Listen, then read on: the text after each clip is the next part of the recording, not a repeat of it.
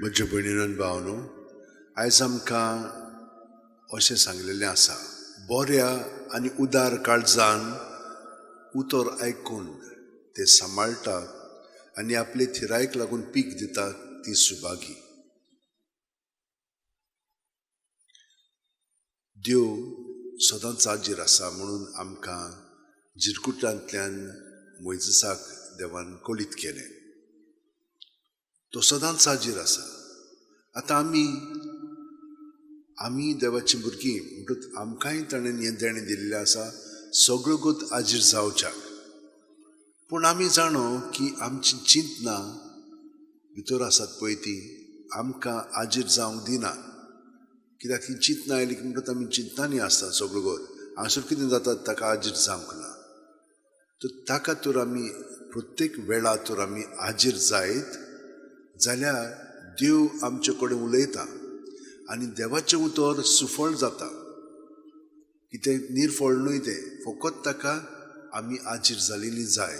आनी आमी तर हाजीर जायत आमी बरी जमीन देव सगळें जाचे येवजणे प्रमाणे आमचें जिवीत घडोवन येवंक जाय त्या प्रमाणे तें घडोवन येतलें आनी प्रत्येक जाण आमी तें काम करतले.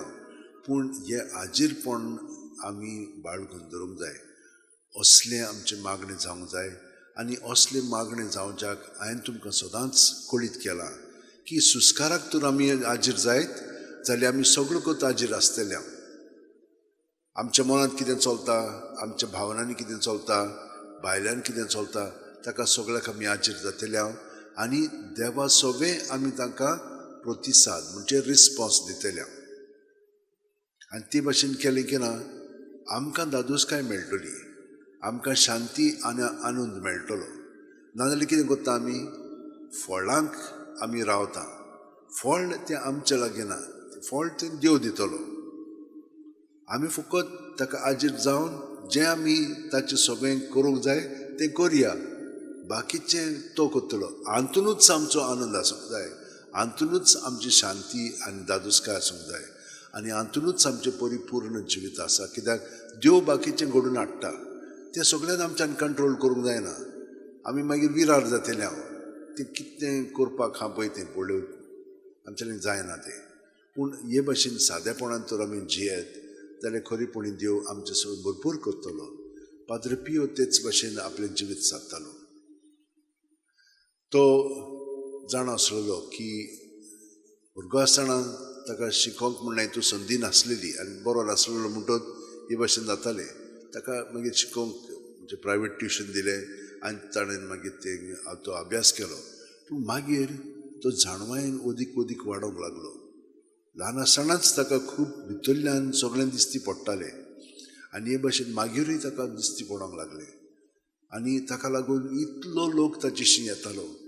तो खरोच देवा सवें एकवटून आपलें जिवीत सादतालो म्हणून हे ताका घाये जेजूच्या काळजाचे पांयाचे आनी कुसवेचे दिलेले आसात.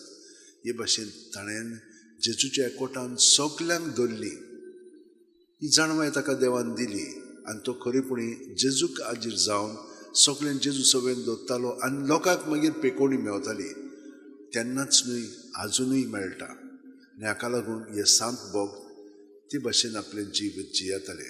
पूण तें तांकांच न्हय आमकांय देणें मेळ्ळेलें आसा आनी जितली आमी जेजूच्या एकवटान रावतले तितलो जेजू आमचें सगळें वावुरतलो. आमी न्हय तो वावुरता आनी ताका आमी सहकार करूंक जाय. हे भाशेन बोऱ्या आनी उदार काळजान ताचें उतर आयकून तें सांबाळून ताकाच तें आमचें सगळें घडोवन हाडुनी.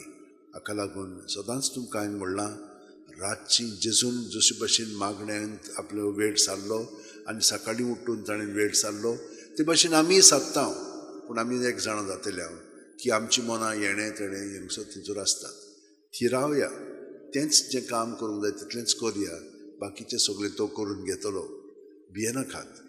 हे भाशेन आमचें जिवीत जाय. सगळीं जाणां आमचे हात अशे उठीन दवरया, दोळे बंद करया, ताका हाजीर जावया. तो आमचें सगळें प्रत्येक सुस्कारान कुडीच्या मनाच्या आत्म्याच्या पावण्यार बरोवन येता. सगळें आमचें सगळें आसा तितलें ताचें सगळें आसा.